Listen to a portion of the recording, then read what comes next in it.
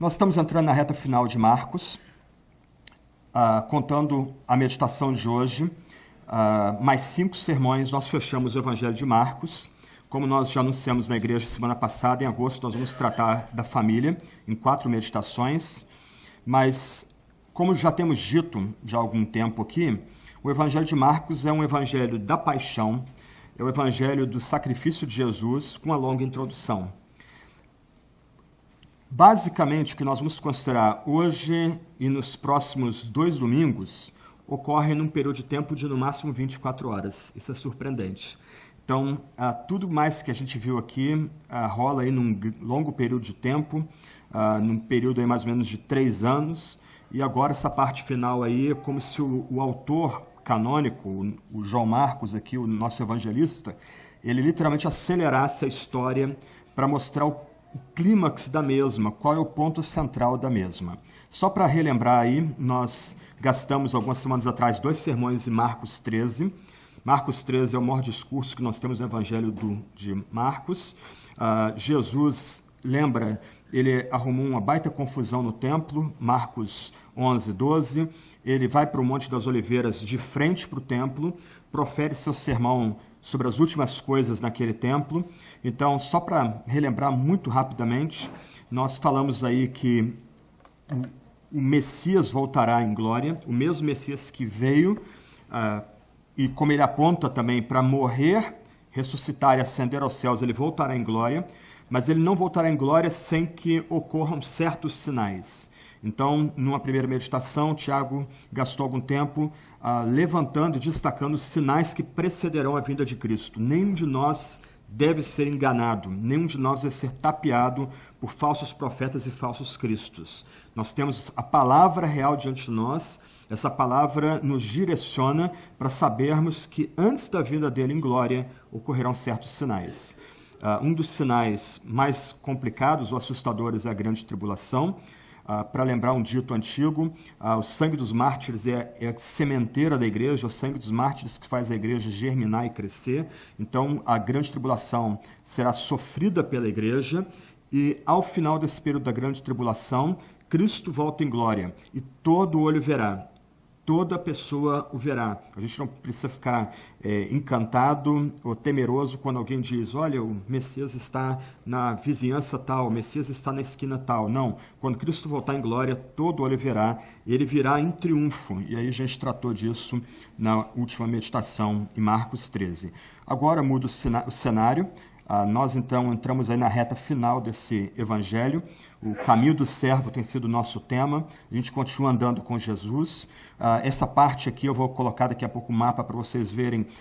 Ela retrata algumas idas e vindas de Jesus em 3 lugares distintos, preparando já o contexto para seu sacrifício, sua morte vicária. Mas o que a gente precisa entender aqui, eu não vou ler toda a passagem, eu vou ler só o trecho que vai do verso 12 ao verso 25, mas só para a gente entender o contexto aqui,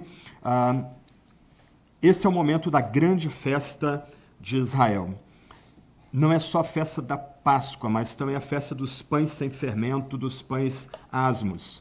Essas 2 festas unidas geravam um feriado literalmente de 7 dias, uma semana de celebrações, uma semana de rememoração do que Deus fez no passado, também uma semana de expectativa de uma nova libertação que virá da parte de Deus. Então, Jerusalém está lotada, peregrinos vieram de todo canto da Judéia para celebrar essa festa.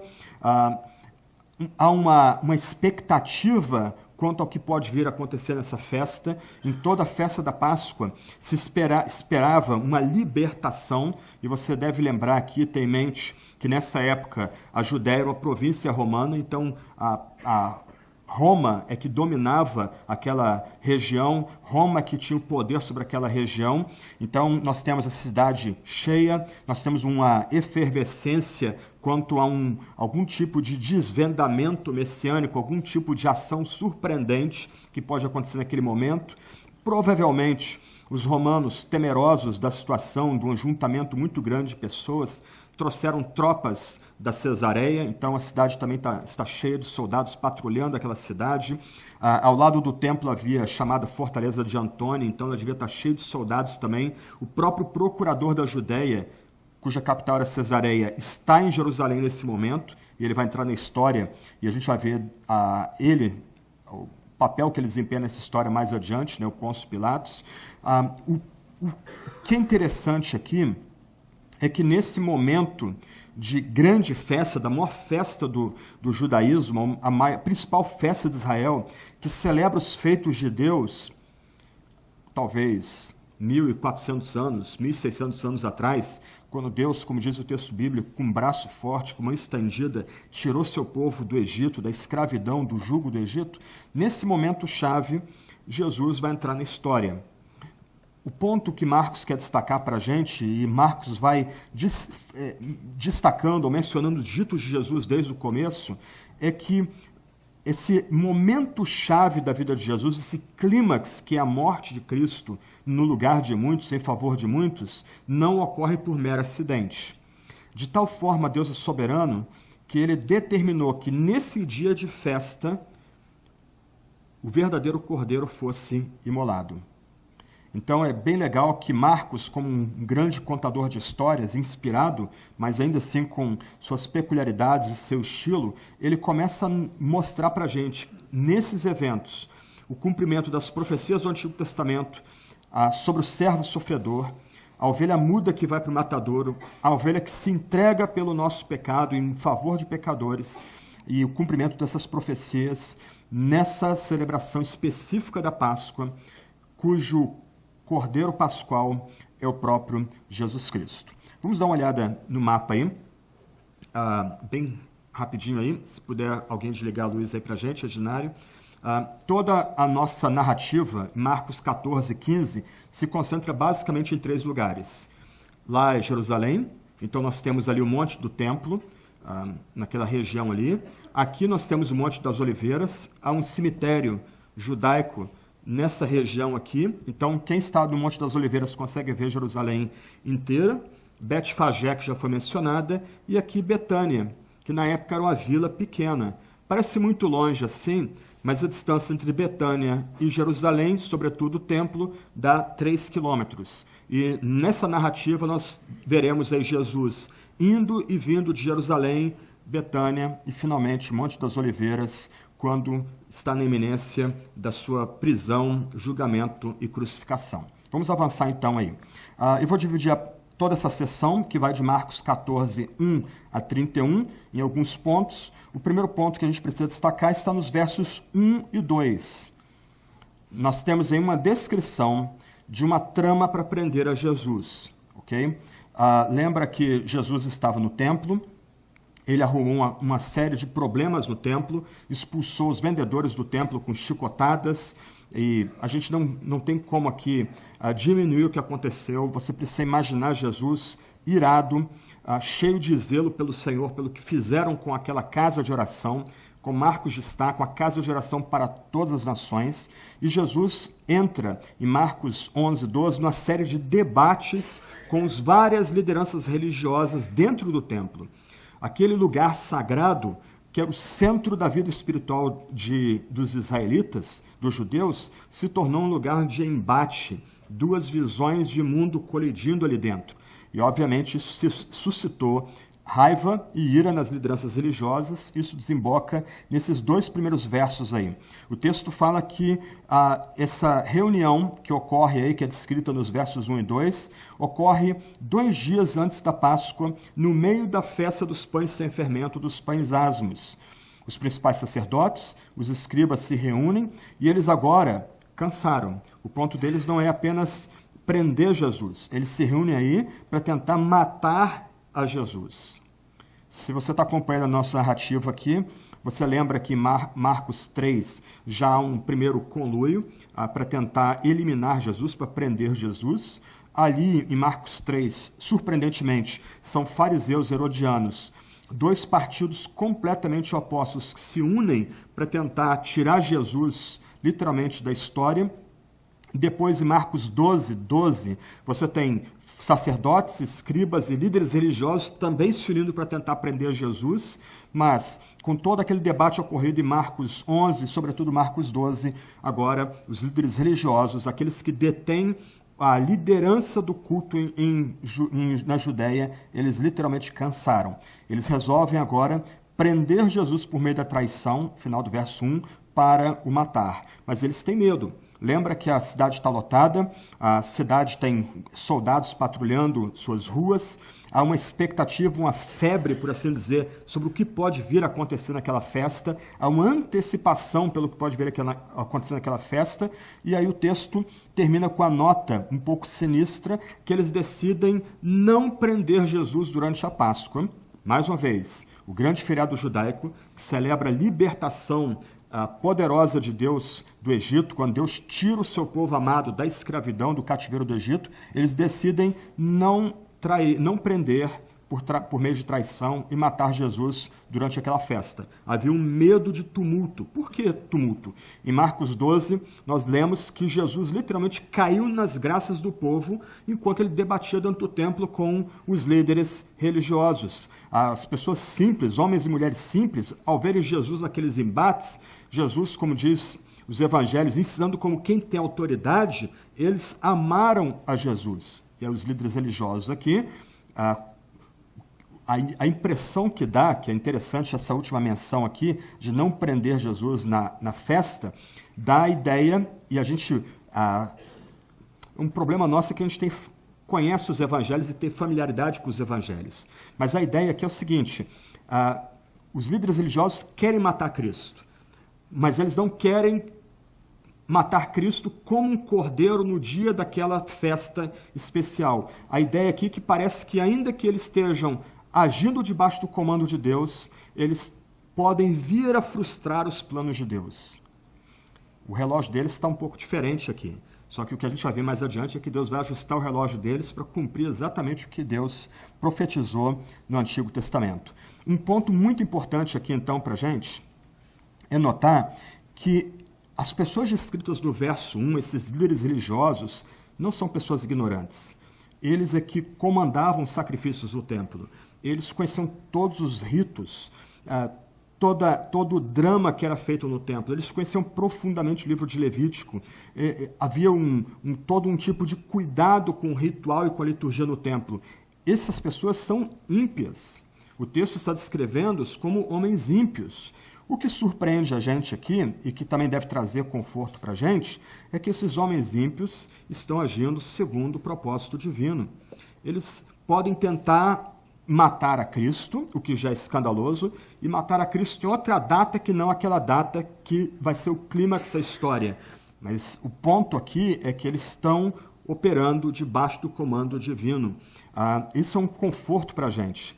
Quando nós somos atacados por gente má, gente cruel, especialmente no âmbito da fé cristã, ou por nós sermos cristãos, ou por tentarmos manter um padrão ético cristão, a gente tem que lembrar que essas pessoas ímpias, que não temem a Deus, elas só vão até onde Deus estabeleceu. E Deus as usa, como Davi e Simei.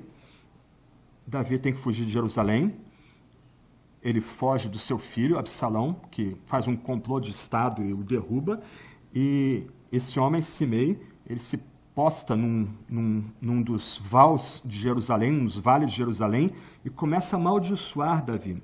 E um dos guardas de Davi ameaça sacar a espada e diz, olha, vou matar esse cão. E é isso que o texto bíblico diz, essa é a fala dele no texto bíblico. Aí Davi diz, não, Deus o colocou aí para minha disciplina. E Davi, o grande rei, o rei que Deus ama, o cabeça messiânico de Israel, de onde vem Jesus Cristo, nosso Salvador, ele simplesmente manda aquele guarda-costa segurar sua espada. Ele continua passando o val e Simei amaldiçoando. Só que se você lembrar, Salomão depois manda matar Simei. Simei corre para Salomão, implora o perdão para Salomão, e Salomão diz, ok, você não pode sair dessa faixa de terreno. O tempo passa, Simei esquece disso, arrogantemente, ultrapassa aquela faixa de terreno que ele não podia passar e acaba sendo morto, de certa forma, cumprindo a justiça que ele deveria receber. O ponto é, pessoas se levantam contra a igreja. E semana passada nós meditamos na igreja perseguida. Nós precisamos lembrar que essas pessoas, na sua loucura, na sua sanha assassina, como aqui, muitos deles religiosos, eles agem de acordo com o propósito divino. Eles vão dar conta dos seus atos. Os seus atos não são desculpáveis, mas eles agem segundo o propósito divino. Então, o texto da última semana de Jesus abre com essa nota sinistra, uma trama para prender a Cristo. Um segundo ponto, então, agora, nós temos uma história encantadora, muito bonita, do verso 3 ao verso 9. Ela faz um contraponto à primeira história, à primeira parte narrativa. Na primeira parte narrativa, o que deveria também espantar a gente, nós temos as lideranças religiosas, sacerdotes e escribas. Os escribas eram os teólogos, aqueles doutos da lei, se reunindo para tentar levar alguém a trair a Jesus para conseguir matar a Jesus Cristo. E agora a gente tem uma inversão na história. A história de versos 1 e 2 ocorre dentro de Jerusalém, dentro do templo, enquanto isso Jesus está agora em Betânia, aquela cidade que fica a 3 quilômetros de Jerusalém. Avança um quadrinho aí. Dinário Otati, por favor, me dá uma ajudinha aí. Aqui é a Betânia moderna, ok? É uma cidade bem grande, ela fica na chamada Autoridade Palestina, ela se chama hoje Al-Euzaria, que é Tumba de Lázaro, o nome da cidade. Mas na época de Jesus era uma vila, talvez com umas 60 casas no máximo, não mais do que isso. Aí pode voltar um pouquinho. Eu estava vendo um cartão postal, preferi mostrar a foto da Betânia contemporânea, mas eu vi uma foto colorida, uma colorizada, né, de um cartão postal de 1900. Então você tem uma vila pequenininha com umas 30, 40, 50 casas no máximo, não mais do que aquilo, e os estudiosos entendem que a Betânia do tempo de Jesus não deveria ser maior do que a tumba de Lázaro, né, a Betânia do começo do século XX, final do século XIX, começo do século XX. Jesus, então, sai de Jerusalém para Betânia. Mais uma vez, Jerusalém está lotada de peregrinos. Algumas pessoas supõem que no auge dessas duas festas haveria mais ou menos 1 milhão de pessoas em Jerusalém. Cidade fervilhando de gente. Então Jesus, sabendo dos intentos dos líderes religiosos da sua época, ele vai para Betânia. E ele se refugia em Betânia na casa de um amigo chamado Simão o leproso. Não há nenhuma indicação no Evangelho de Marcos de quem seja esse homem.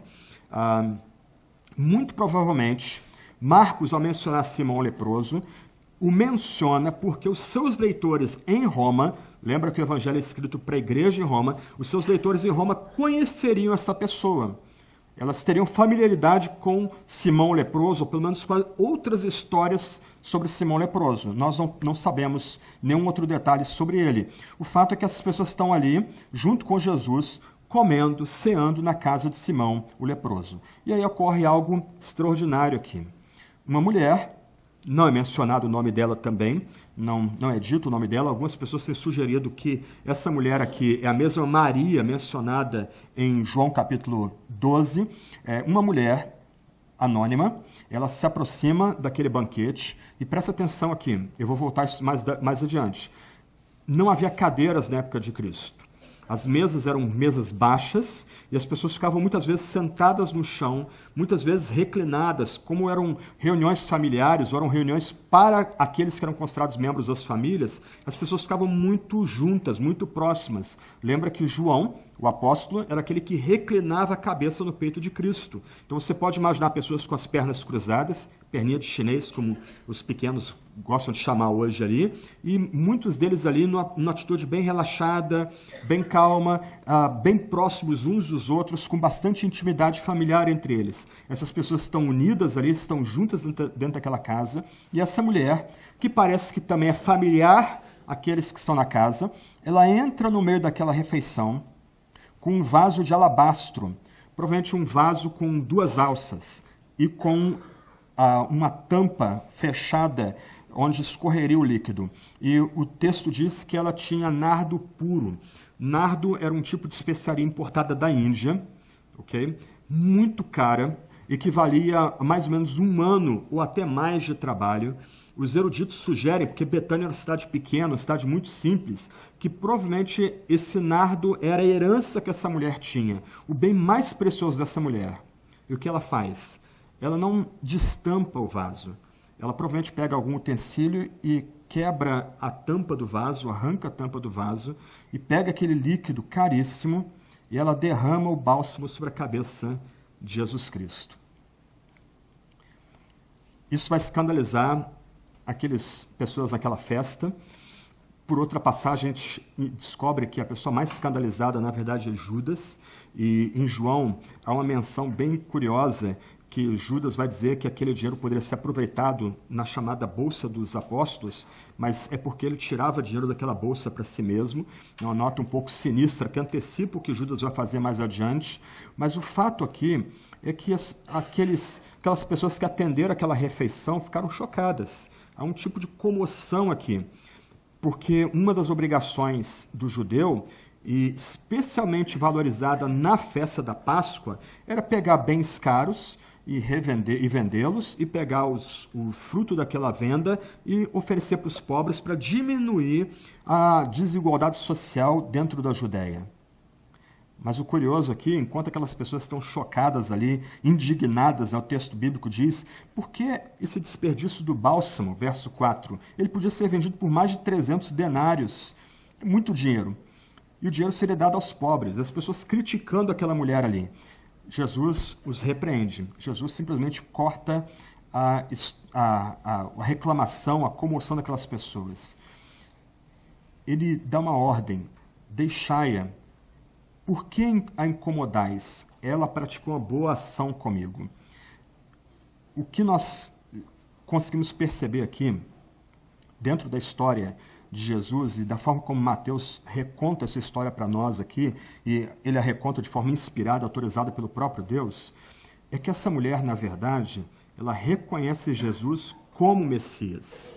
E o que ela está fazendo, e você tem que lembrar aqui das histórias do Antigo Testamento, e isso aqui serve como pano de fundo para a narrativa da Páscoa, Jesus está sendo ungido aqui como rei messiânico, não por um profeta, mas por uma mulher.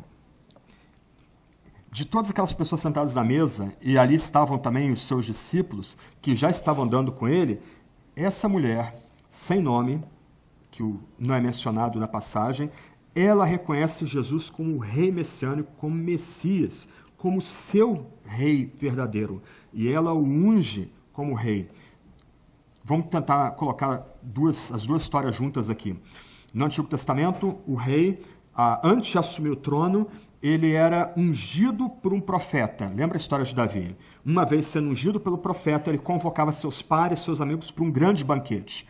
Aqui, uma mulher unge Jesus como rei. E mais adiante, ele convoca um banquete para os seus amigos. No Antigo Testamento, o rei, depois de convocar o banquete, uma festa inaugural com os seus melhores amigos, ele era finalmente entronizado. Jesus será entronizado, mas não da forma como nós esperamos. Ele vai ser coroado, mas com outro tipo de coroa que é surpreendente e humilha as coroas dos poderosos desse mundo. Então Jesus, por assim dizer, protege aquela mulher, ele dá uma ordem para que aquelas pessoas cessem os ataques contra aquela mulher, e ele tem um dito encantador aí a partir do verso 7 e verso 8. Porque sempre tendes os pobres convosco, e quando quiserdes podeis fazer-lhes o bem, mas nem sempre tendes a mim. Ela fez o que pôde, ungiu por antecipação meu corpo para o sepultamento. É muito legal como Jesus coloca algumas questões aqui na perspectiva correta. Fazer o bem aos pobres é obrigação de cada um de nós aqui. Mas a maior prioridade, acima até mesmo de fazer o bem aos pobres, é reconhecer Jesus como o único Messias, como o único Senhor, como rei messiânico, como aquele que vem da casa de Davi e que cumpre todas as promessas de realeza, de reinado perpétuo e de pacto que Deus mesmo fez no Antigo Testamento com a casa de Davi. Isso é absoluta prioridade. Os pobres a gente tem sempre conosco, a gente sempre vai ter pobres, mas diante do rei, nós o reconhecemos, nós o recebemos, nós nos colocamos debaixo do seu poder messiânico, da sua realeza messiânica. E essa mulher, sem nome, faz isso. Ela reconhece Jesus como seu rei. Ela unge, ela prepara o seu corpo para a sepultura, por assim dizer. O dito não está na boca da mulher, está na boca de Jesus. Jesus, então, ele vê o que vai acontecer consigo mais adiante. Mas o legal aqui é que Jesus vê além do seu sepultamento, que pressupõe a morte. Ele vê além da ressurreição.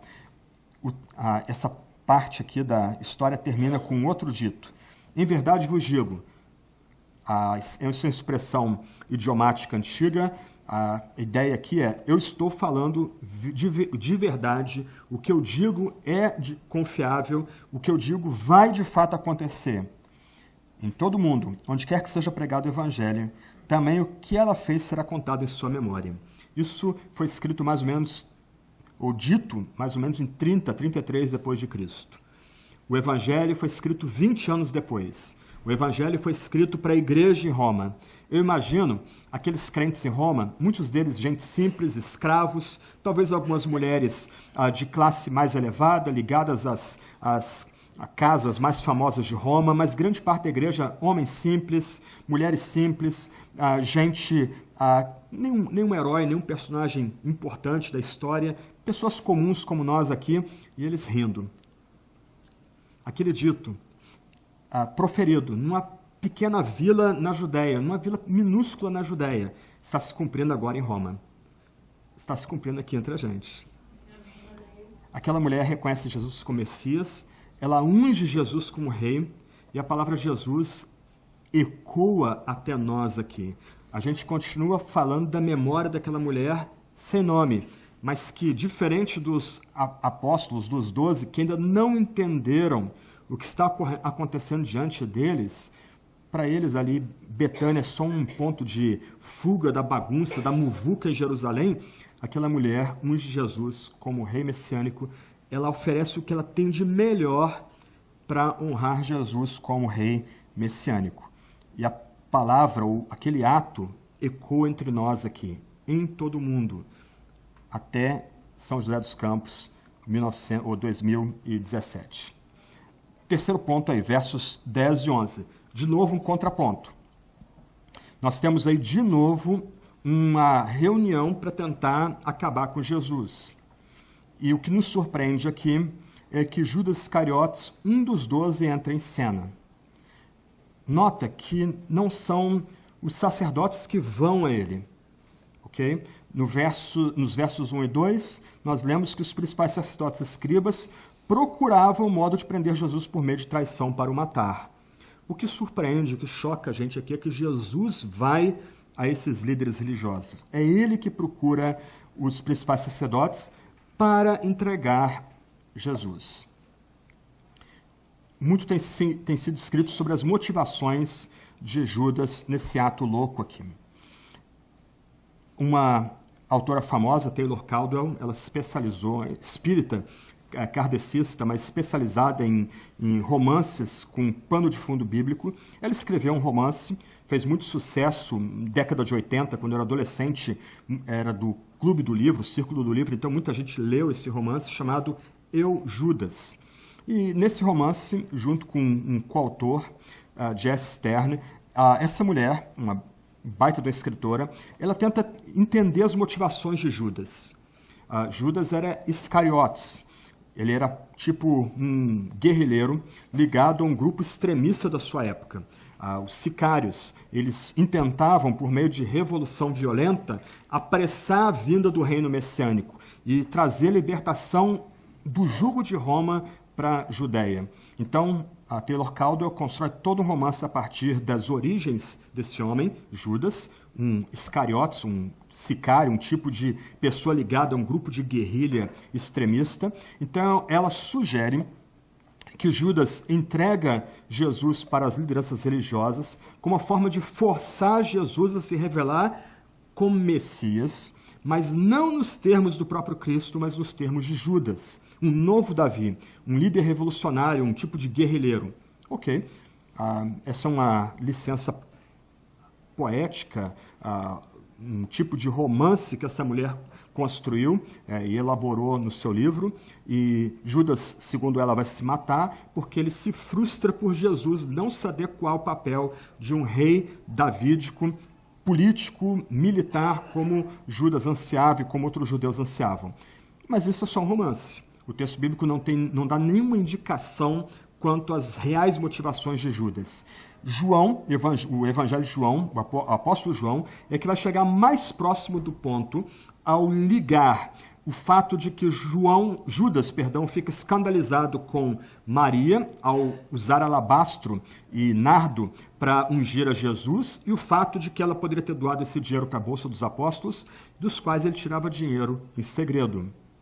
Então João vai sugerir que a motivação de Judas, a principal motivação de Judas, para lembrar do dito bíblico, é o amor ao dinheiro, que é a raiz de todos os males. O dinheiro não é a raiz de todos os males, é o amor ao dinheiro, a dependência ao dinheiro, o apego ao dinheiro, que é a raiz de todos os males. Então essa seria talvez a motivação de Judas, segundo o Evangelho de João. Mas mesmo João, ele não liga os pontos, ele coloca as indicações, mas ele não liga os pontos, ele não é explícito quanto à motivação de Judas em entregar um homem que nunca lhe fez mal, que durante 3 anos o chamou de amigo, durante 3 anos foi contado entre os 12, durante 3 anos viu milagres feitos por Jesus das mais variadas formas, durante 3 anos ouviu de Jesus, da própria boca de Jesus, as palavras do Deus Altíssimo. Agora esse homem, é ele que procura os principais sacerdotes para entregar Jesus, para lhes entregar Jesus.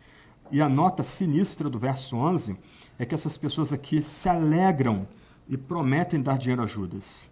E agora eles procuram ocasião oportuna para... E ele agora procurava, Judas, uma ocasião oportuna para entregá-lo. Mais uma vez, o que Marcos quer mostrar para a gente nesses 2 versos é que o que está acontecendo aqui está debaixo do controle divino. O que vai vir adiante, especialmente do verso 27 do capítulo 14 até o final do capítulo 15, não ocorre por mero acidente, não ocorre por mera permissão divina, como se Deus fosse entregando o seu amado Filho às vontades das gentes aqui, mas o ponto de Marcos aqui é frisar que até mesmo esse ato louco, esse ato chocante de Judas, esse ato que a gente não tem como explicar, como intencionalmente alguém entrega para a morte uma pessoa que fez o bem a todos. É isso que Judas está fazendo. Até mesmo isso está debaixo do controle divino. Um ponto importante aqui é a expressão entregar Jesus e depois ocasião oportuna para entregá-lo. As 2 palavras estão numa construção passiva. Quer dizer, em outras palavras, nem mesmo Judas e os principais sacerdotes são o personagem principal da narrativa aqui. Ainda que Judas e os principais sacerdotes sejam ímpios, sejam maus, e por razões que a gente talvez nem compreenda direito, eles querem matar Jesus, é Deus Todo-Poderoso, o Pai de Jesus Cristo, o Deus Todo-Poderoso que diz, esse é meu Filho amado e quem tem todo o meu prazer, é Deus que está conduzindo a história e no final é Deus que vai entregar o próprio Jesus à morte. Deus requereu de Abraão que Abraão matasse seu próprio filho. O que é algo escandaloso na medida que Deus proíbe, o próprio Deus Todo-Poderoso proíbe o sacrifício de pessoas a si mesmo. E esse era o tipo de culto comum entre as tribos que circundavam Abraão na sua peregrinação no deserto. Mas Deus impede, Deus, por assim dizer, segura a mão de Abraão quando ele vai descer o cutelo para matar o seu filho, no Monte Moriá. Agora, se aproximando do Monte das Oliveiras, depois do Monte do Gólgota, Deus vai fazer o que ele não permitiu que Abraão fizesse. Ele vai imolar o seu próprio filho. Ele vai entregar o seu próprio filho, como Tiago já meditou aqui em Marcos 10, em favor de muitos. Um ponto importante aqui, antes da gente caminhar para o final. Nós vemos aqui autoridades religiosas querendo matar Jesus. Do outro lado, pessoas comuns simpatizando com Jesus. Uma mulher sem nome ungindo a Cristo. E do outro lado, um dos 12 traindo o próprio Cristo. Marcos aqui nos dá várias reações possíveis que os seres humanos têm diante de Jesus Cristo. Marcos une essas 3 histórias de tal forma que ele exige de nós uma resposta aqui e agora. Nenhum de nós pode ficar neutro diante de Jesus. Nenhum de nós pode ficar indiferente diante de Jesus. Nenhum de nós pode ficar, por assim dizer, morno diante de Cristo. Não há muitas opções aqui, senão ou continuar rejeitando, ou até mesmo trair o nome dele e a obra dele, ou do outro lado, como essa mulher sem nome, que é rememorada até hoje entre nós, reconhecê-lo como especial Messias, como verdadeiro ungido, como aquele que cumpre as esperanças messiânicas feitas no Antigo Testamento. A gente não pode ficar neutro, não há como ficar neutro diante de Cristo. Ou a gente o rejeita, ou o trai, ou, junto com essa mulher, a gente o reconhece como Messias. E a gente entra na última história, que é a história que domina todo o cenário aqui. É a narrativa da última Páscoa. E eu vou ler agora com vocês versos 12 até 25. O texto diz: No primeiro dia da festa dos pães sem fermento, quando sacrificavam o cordeiro pascal, seus discípulos lhe disseram: Onde queres que façamos os preparativos para comeres a refeição da Páscoa? Então ele enviou 2 dos seus discípulos e disse-lhes: Ide à cidade, Jerusalém, eles estão em Betânia, ide à cidade, e vos sairá ao encontro um homem levando um jarro de água, segui-o. Onde ele entrar, dizei ao dono da casa: O mestre manda perguntar: Onde está o meu aposento em que irei comer a refeição da Páscoa com meus discípulos? E ele vos mostrará uma grande sala mobiliada e pronta na parte de cima da casa. Fazia ali os preparativos para nós. Os discípulos partiram e foram à cidade, onde acharam tudo como lhes dissera, e prepararam a Páscoa. Ao anoitecer, chegou Jesus com os 12, e quando estavam comendo sentados à mesa, Jesus disse: Em verdade vos digo que um dentre vós, que come comigo, me trairá. Então eles começaram a entristecer-se e a dizer-lhe, um após o outro: Sei que não sou eu. E ele lhes respondeu: É um dos 12, aquele que come comigo no prato. Pois o Filho do Homem vai, conforme está escrito a seu respeito, mas ai daquele por quem o Filho do Homem é traído. Melhor seria para esse homem se não tivesse nascido. Enquanto comiam, Jesus tomou o pão e, abençoando, partiu e lhes deu, dizendo: Tomai, isto é meu corpo. E tomando um cálice, deu graças e entregou aos discípulos, e todos beberam dele. E disse-lhes: Isto é meu sangue, o sangue da aliança derramado em favor de muitos. Em verdade vos digo que não beberei do fruto da videira, até o dia em que o beber novo no reino de Deus. A narrativa aqui é claramente compactada, ela é bem mais resumida do que a mesma narrativa de Marcos e Lucas, mas nós começamos aqui literalmente a entrar no clímax do Evangelho de Marcos. Enquanto aqueles de fora, os líderes religiosos, os escribas, junto com um dos 12, se preparam para matar a Jesus, Jesus começa agora a caminhar na direção do Gólgota. Um problema nosso aqui é que o nosso calendário é diferente do calendário judaico. Lembra que os dias para os judeus terminam com o pôr do sol. Então aqui nós estamos numa quinta-feira, ao pôr do sol, começando a sexta-feira. Quando o verso 17 diz: Ao anoitecer Jesus chegou com os 12, seria quinta-feira à noite para nós, seria o pôr do sol da quinta-feira, mas para o calendário daqueles homens daquela época, para as pessoas daquela época, seria o começo da sexta-feira. Então, o que começa no verso 17 vai terminar literalmente no verso 41 do capítulo 15. Nós temos aí um período de 24 horas retratados para a gente dentro do Evangelho. 2 capítulos praticamente cobrindo um único dia. E um dia extremamente movimentado, como a gente vai ver hoje, semana que vem, nas próximas 2 semanas. Então, esse é um ponto aí. Há um contraste aqui entre o que ocorre nos versos 10 e 11, na capital onde se cultuava, preparava-se a morte de Cristo. Agora, no melhor momento que fosse possível, já não é mais depois da Páscoa, é quando houver ocasião. Enquanto isso, Jerusalém, Betânia, começa a preparar a última ceia. Os detalhes aqui são bem típicos, eram os detalhes que ocorriam comumente naquela época. Eu vou passar rápido aí para a gente entrar logo nos versos 18 a 25. Mas o primeiro dia, então, seria quinta-feira, o pôr do sol da quinta-feira, a festa dos pães sem fermento se encerrando e começando a Páscoa, que é a principal festa do judaísmo, que celebra a libertação do povo do cativeiro do Egito, da escravidão do Egito.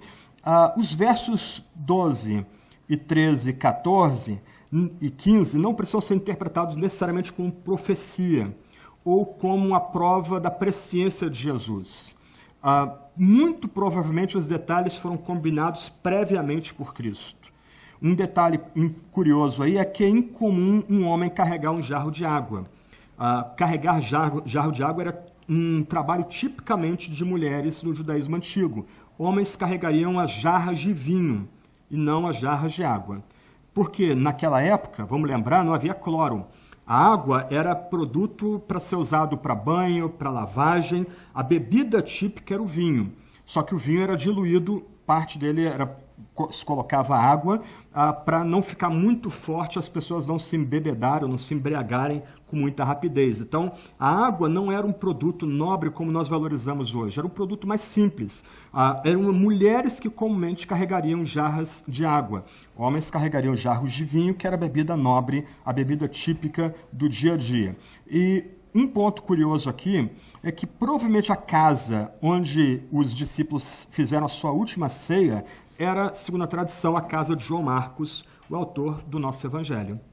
Então, João Marcos entra na história, provavelmente muito jovem, como alguém que, à margem ou de fora, ele vivenciou esse drama que ocorre aqui na última Páscoa, na última ceia. Outro ponto, que é mais uma curiosidade para nós aqui, é que é dito que a ceia vai ser feita na parte de cima da casa. Na igreja primitiva, e a gente acho que já mencionou isso em algum momento aqui nas células da terça-feira, a ceia não era um evento público na igreja primitiva. Não se celebrava, domingo que vem a gente celebra a ceia aqui, a ceia não era celebrada publicamente para todas as pessoas do culto. A ceia era reservada para cristãos batizados comungantes. Até o século IV, a igreja não tinha templos, a igreja se reunia em casas. Então, para uma forma de literalismo, para honrar esse drama aqui que a gente está tratando, geralmente a ceia era feita no segundo andar, no segundo pavimento. O primeiro pavimento era reservado para o culto, derrubava-se paredes, o púlpito era móvel, um tipo de estante móvel ali, às vezes uma pia batismal, posto que se batizava crianças já naquela altura, no segundo ou terceiro século, e quando terminava o culto, a senha era corações ao alto, que é um dito que é usado em algumas missas, alguns ritos latinos até hoje. A ideia é que os incrédulos, os não cristãos, sairiam daquele aposento e os cristãos depois, somente os cristãos batizados, subiriam para o segundo pavimento e ali teriam uma refeição comum, a refeição do amor, um tipo de festa onde eles partilhariam comida e depois teriam a Santa Ceia juntos, mas longe dos olhos de pessoas que não eram batizadas. Daí vem o costume de se usar a parte de cima da casa para a ceia. Quanto aos preparativos aqui, muito provavelmente Jesus cumpriu a tradição da época dele. A casa era toda limpa, com precisão, para evitar que qualquer fermento, qualquer resquício de fermento pudesse ficar na casa. Então a casa era varrida várias vezes para ela ficar limpíssima, num estado de completa limpeza.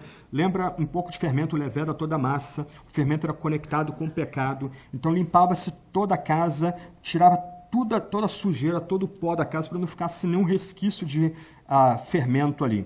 Toda a comida era preparada anteriormente, com antecedência. E a comida era bem simples, vinho, muito provavelmente vinho misturado com água. Vinho era a bebida típica daquela época, porque não havia água com tratamento que nós temos hoje, então as pessoas bebiam bebida fermentada, que era muito comum, mas se adicionava uma parte de água para que as pessoas não perdessem o controle e não perdessem o tino no meio das suas refeições. Então a comida era preparada previamente, o vinho era separado, geralmente era o melhor vinho que era usado nesses encontros, ao uso de ervas.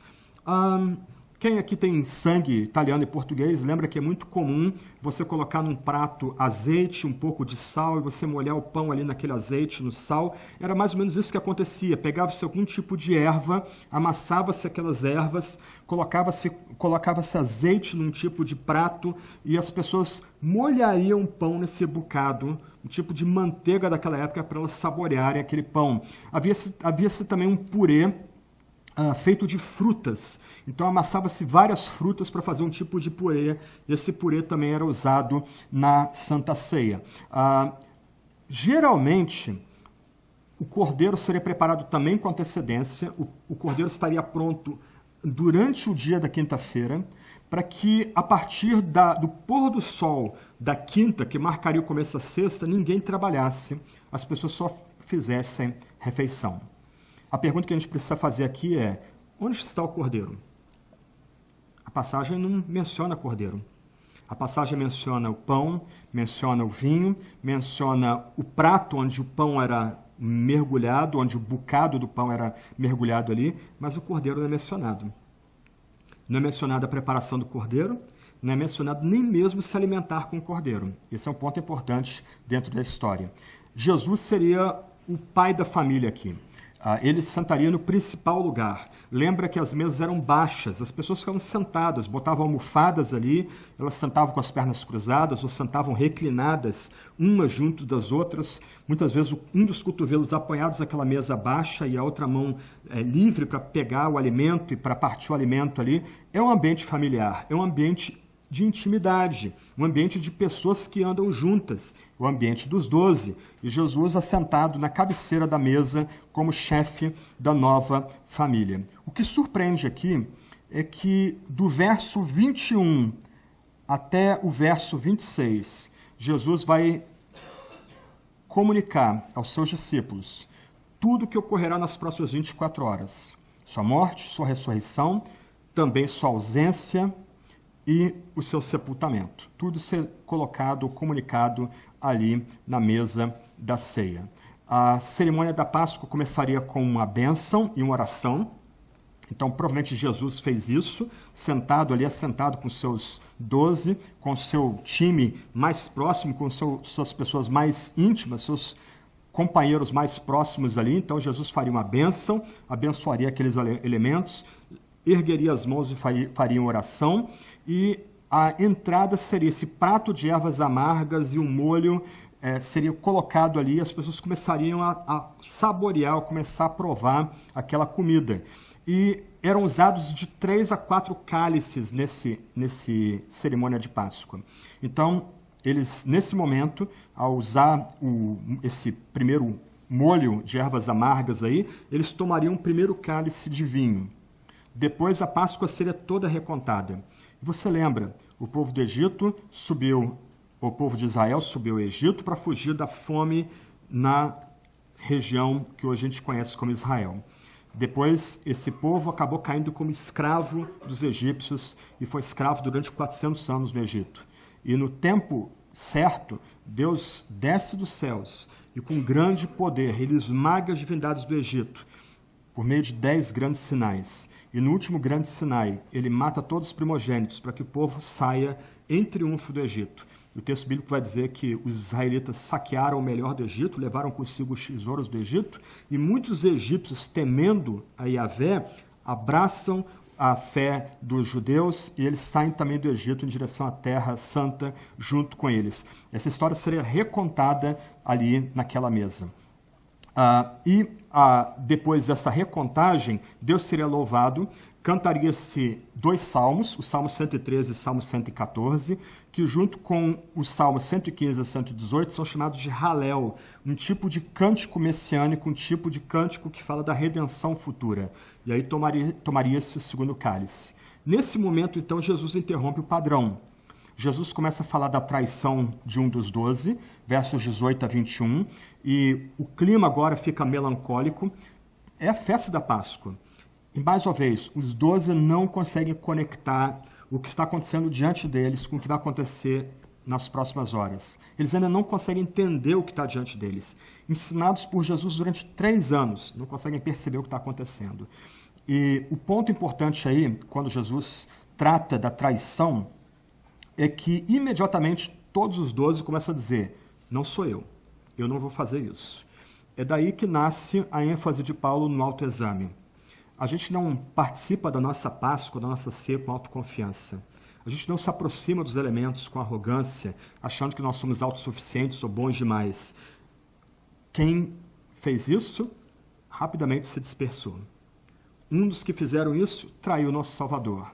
Outro que fez isso negou nosso Salvador 3 vezes. A gente se aproxima dos elementos quebrantados. A gente participa dos elementos com humildade. A gente participa dos elementos tentando sondar o nosso próprio coração. E mais uma vez, verso 21, há um dito sinistro aqui. O Filho do Homem vai conforme está escrito. tudo que está acontecendo aqui ocorre por conta da soberania divina. O mal não é estranho para Deus. O mal está debaixo do comando divino, debaixo da ordem divina. Mas ai daquele por quem o Filho do Homem é traído. Melhor seria para esse homem que se não tivesse nascido. O que a gente precisa entender aqui não é que Deus predeterminou Judas para fazer isso. O que a gente precisa entender é que Deus entregou Judas para fazer isso. E há uma diferença bem grande entre as duas proposições aqui. Se Deus tivesse entregado qualquer um dos 12 o seu próprio pecado, qualquer um dos 12 poderia ter traído Jesus. Lembra que em Lucas, se não me trai a memória, Jesus diz que Jesus rogou a Deus para que Lucas fosse convertido, porque ele seria cirandado. O diabo correria em volta dele. Se Deus tivesse entregado Pedro ao seu próprio pecado, seria Pedro o traidor. Qualquer pessoa abandonada em seu próprio pecado poderia ter traído Jesus ali, mas o único que foi abandonado ao seu próprio pecado, sua própria concupiscência, sua paixão mais profunda, é o próprio Judas. Deus, por assim dizer, passou ao largo dele e sustentou os outros. Mesmo Pedro, que vem a negar Jesus 3 vezes. Então, melhor seria para esse homem que entrega o Filho do Homem se não tivesse nascido. E o fim de Judas a gente vai ver mais adiante aí. E aí, Jesus interrompe esse momento triste, um momento melancólico, e ele agora introduz um outro elemento, que é comunicar àqueles homens ali, aqueles 12, um significado mais profundo do pão e do vinho. Ele começa a mostrar que ele, Jesus, é que vai, por assim dizer, cumprir em si mesmo o que o pão e o vinho, o que a cerimônia da Páscoa aponta de forma mais profunda. Ao oferecer pão e o cálice, Jesus está olhando mais para o passado. Ele está olhando para o que vai acontecer daqui a algumas horas, umas 20 e poucas horas, e o que vai acontecer na eternidade quando ele voltar em glória para trazer o seu reino em triunfo. Os ditos aqui são bem simples.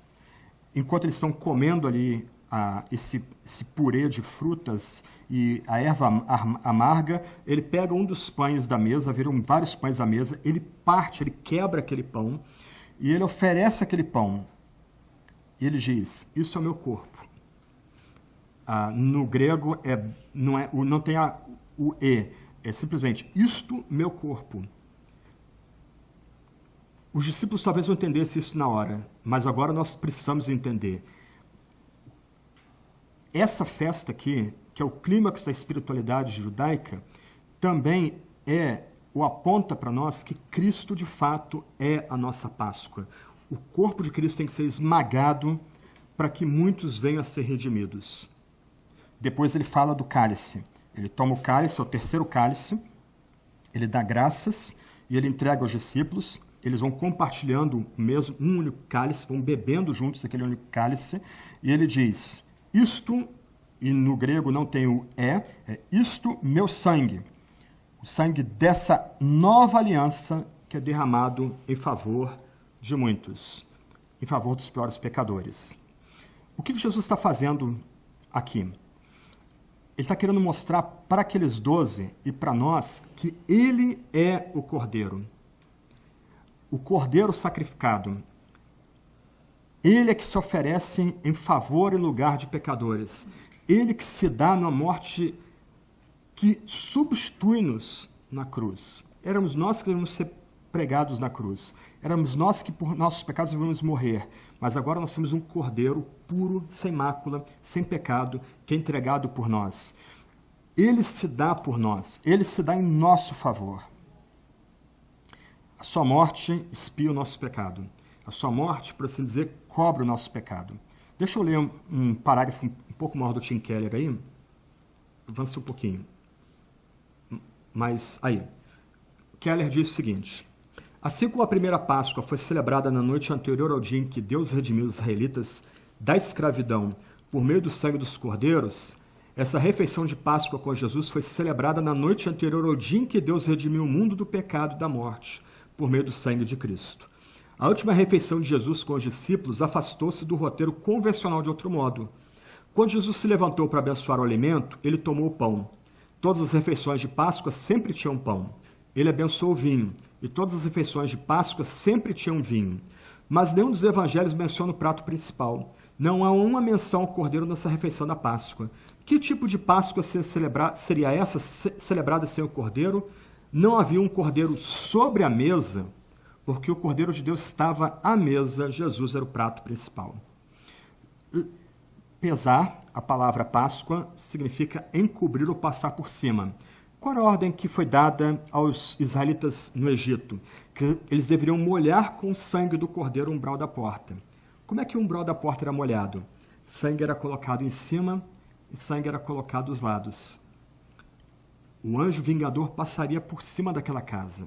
Mas se você notar, o sangue nos umbrais também lembra o quê? Lembra a cruz. Lembra o sacrifício remidor. O nosso Salvador aqui, ele lembra que o corpo dele vai ter que ser moído. E a gente precisa se alimentar do corpo dele. O sangue dele vai ser derramado e a gente precisa se saciar com o cálice. Mas, sobretudo, ele é o Cordeiro de Deus que vai ser moído, vai ser destruído na cruz, para que a ira de Deus seja passada por cima da gente, se nós estamos cobertos com o corpo esmagado, o sangue de Cristo derramado em nosso favor, em nosso lugar. Mas se isso já é maravilhoso para a gente, a narrativa não termina aí, a narrativa destaca que nós vamos tomar esse banquete novo do reino dos céus. Ditos muito simples, curtos, mas ricos de significado. Se já não somos consumidos desse lado da vida, porque fomos cobertos com o sangue de Jesus, com o Cordeiro de Deus sacrificado, do outro lado, semana após semana, quando nós celebramos a Páscoa juntos, a nossa ceia juntos, nós somos lembrados que haverá um banquete para nós. E nesse banquete nós vamos reencontrar os 11 e seremos alimentados pelo próprio Cristo nesse banquete no reino de Deus, quando nós o celebrarmos novo. O texto termina com os discípulos saindo daquela casa em Jerusalém, e eles vão agora para o Monte das Oliveiras, eles cantam um hino, que seria a segunda parte do Halel, os Salmos 115 a Salmo 118. Nesse monte, Jesus ele destaca uma profecia de Zacarias 13, versos 1 e 9, que quando o pastor for ferido, as ovelhas se dispersarão. Jesus coloca o fato de que ele vai cumprir essa profecia. Mais uma vez, os discípulos, em vez de entender o significado mais profundo do dito de Jesus, começam a brigar entre si, dizendo que nenhum deles vai abandonar Jesus, nenhum deles vai desertar Jesus. Lembra que no passado Jesus já havia alertado quanto ao risco de a palavra ser semeada e quando vem a tribulação, a perseguição, a luta, as pessoas abandonam essa palavra. Então, isso tem que estar na nossa mente aqui. Mas o fato aqui é que o que se destaca é o protesto de Pedro. Em retrospecto, chega a ser até patético ver Pedro falando aqui. Ele diz, ainda que todos desertem, eu nunca desertarei. Ainda que todos, eu não. E Jesus diz, olha, ainda nessa noite, antes que o galo cante 2 vezes, você vai me negar 3 vezes. E Pedro continua repetindo com veemência, eu vou morrer contigo, não vou negar de modo nenhum. E todos os discípulos dizem o mesmo. O que a gente lembra aqui, e aí a gente conecta todas essas histórias numa grande narrativa, é que enquanto os poderosos agem contra Jesus, uma mulher simples o reconhece como rei, como Messias. Enquanto aqueles que conhecem a fé, conhecem a Bíblia, conhecem a religião, se ajuntam para tentar matar Jesus no tempo que eles acham que podem matar, do outro lado, Deus está trabalhando de tal forma que Jesus morra como cordeiro pascal e morra no dia da Páscoa. Enquanto os de fora agem para cercear Jesus, impedir os planos de Deus, Jesus reúne os 12 para lembrar que ele é o cordeiro. E para que a gente tenha Cristo como cordeiro, a gente precisa se alimentar dele. E somente se alimentando dele, a gente vai conseguir perseverar nessa vida. Aqueles que não entenderam quem é Cristo de forma mais profunda, aqueles que não se alimentam de Cristo de fato, não comem da sua carne e não bebem do seu sangue, esses continuam como Pedro, cheios de autoconfiança. cheios de sonhos de glória, de última resistência.